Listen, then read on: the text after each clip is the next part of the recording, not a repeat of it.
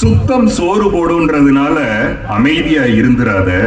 சுறுசுறுப்பு தான் குழம்பு ஊத்தும், விடாமுயற்சி தான் கூட்டு பொரியல் வைக்கும். அதனால தொடர்ந்து முயற்சி செய். வெற்றின்றது இன்னொருவரை நீ வெல்லுவதல்ல, உன்னுடைய நேற்றை விட இன்று நீ முன்னேறி இருப்பாயானால் அதுதான் வெற்றி என்று அவர் சொன்னார்ல. இன்று வரை அது என்னுடைய காதுகளில் ஒலித்துக் கொண்டே இருக்கு. இதுதான் பேச்சினுடைய சக்தி என்று தோன்றுகிறது. காற்று அதை அப்படியே உள்வாங்கி வச்சிருக்கிறது.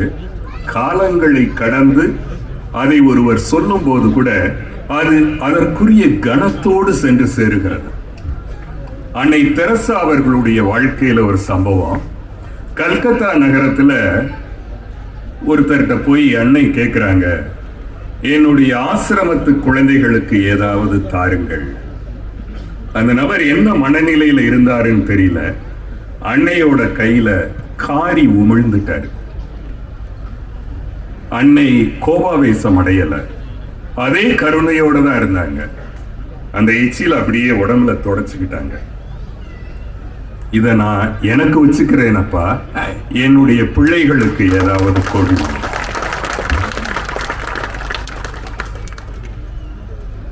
தன்னுடைய நிலைக்கு அந்த நபர் தாழ்த்தினார், தன்னுடைய உன்னதத்திற்கு அன்னை அவரை உயர்த்தினார்.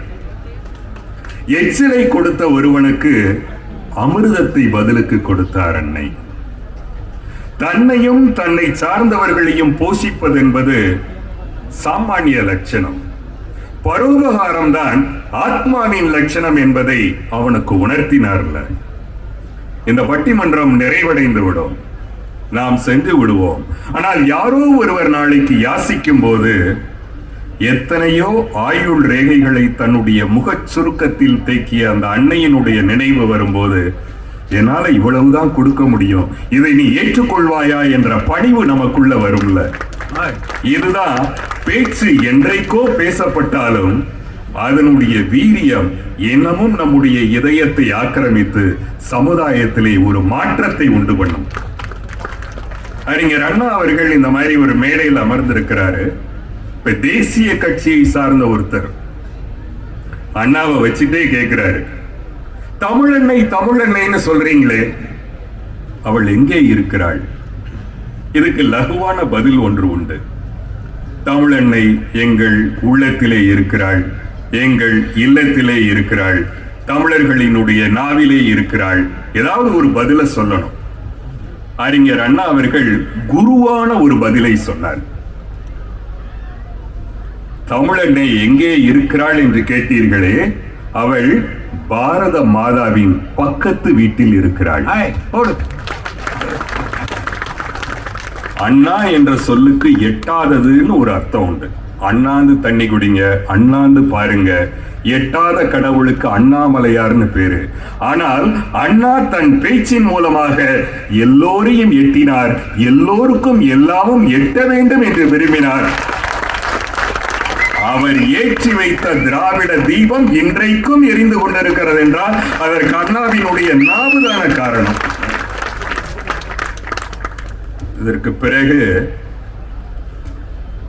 ஓஷோ அவர்களை சொல்லணும். இன்றைக்கு உலகம் முழுக்க இருக்கக்கூடிய அரசாங்கங்கள் புகையிலைக்கு எதிரான விளம்பரங்களை தருது. ஒரு காலத்துல புகையிலைக்கு விளம்பரம் கொடுத்துச்சு, உங்களை போன்றவர்களை திருப்தி செய்ய இதாலதான் முடியும் அப்படின்னா. ஆனால் ஓஷோ அவர்கள் மிக அற்புதமான ஒரு பேச்சாளர். அவர் என்ன சொல்றாருன்னா, ஐநா சபையில ஒரு ஷரத்து போடுறாங்க. பிறக்கும் போதே சுதந்திரமானவனாக பிறந்தவன் மனிதன். முதல்ல எடுத்தது அதை மறுக்கிறார். பிறக்கும் போதே அடிமையாக பிறந்த ஒரே இனம் மனித இனம் தான். ஒரு புலிக்குட்டி பிறந்து சில நாட்களில் நடக்க தொடங்கிவிடும். ஒரு சிங்கக்குட்டி பிறந்து சில மாதங்களில் இறை எடுக்க தொடங்கிவிடும். ஆனால் ஒரு மனித குழந்தை 4-5 வயது வரை பெற்றோருடைய அரவணைப்பிலேயே இருக்க வேண்டும். ஆகவே பிறக்கும் போதே அடிமையாக பிறந்தவன் மனிதன், மனித இனம்தான் அடிமை. அவர் அப்ப சொல்றாரு, இத அரசாங்கம் இன்னைக்கு ஸ்மோக்கிங்க்கு எதிரான விளம்பரங்களை காட்டும் போது அதை கொடூரமா காட்டுது. தவறா சொல்லல. ஆனா புகைக்கிறவங்க என்ன செய்வாங்கன்னா, அந்த அட்டையை எப்படி திருப்பிடுவாங்க, புகையை விட மாட்டாங்க. ஆனா ஓஷோ அவர்கள் புகைப்பதனுடைய ஒரு அண்டர்ஸ்டாண்டிங்கை பத்தி சொல்லியிருக்கிறாரு. அதை நான் பல நண்பர்கள்ட்ட பேசும்போது இது ஒரு நல்ல மனநிலையை கொடுத்திருக்கு. அவர் என்ன சொல்றாருன்னா, வேட்டை சமூகமாக இருந்தவன் தானே மனிதன். அப்ப விலங்குகளுக்கு முன்கால்களும் வாயும் வேட்டையாடும் போது வலிமையாக இருக்கும். மனிதனாக பிறந்துட்டோம், முன்கால்கள் கைகளாக மாறிடுச்சு, வாயிலையும் அந்த வலிமை இருக்கு. இப்ப கோபாவேசமோ உணர்ச்சியோ அதீத சிந்தனையோ வரும்போது புகைப்பிடிக்க தொடங்குறாங்க.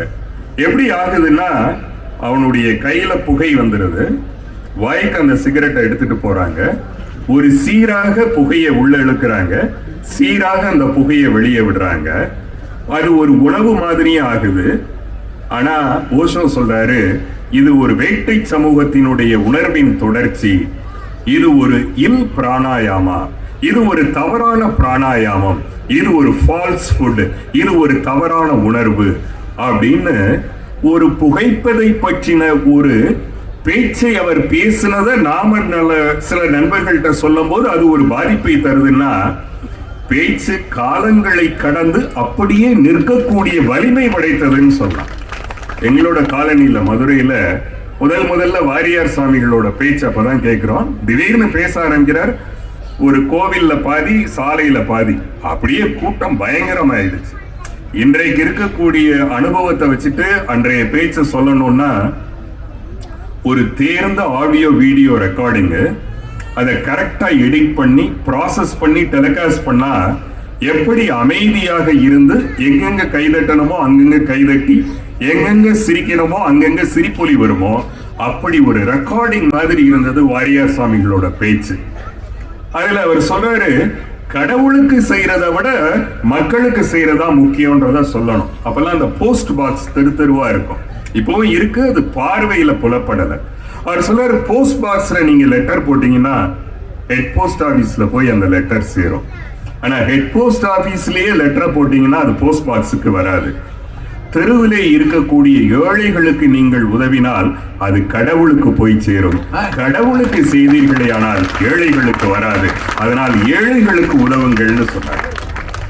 அதே கூட்டத்துல அவர் எப்படித்தான் அப்சர்வ் பண்ணாருன்னு தெரியல, அவர் சொல்றாரு, டீ கடையில போய் நீங்க டீ கேக்குறீங்க, பயங்கர சூடா டீ கொடுத்துறாரு. ஆனா டீ ரொம்ப சுடுது அப்படின்னோடனே அவர் அந்த டீயை வாங்கி என்ன செய்வார்னா இன்னொரு கிளாஸ்ல மாத்தி கொடுப்பாரு.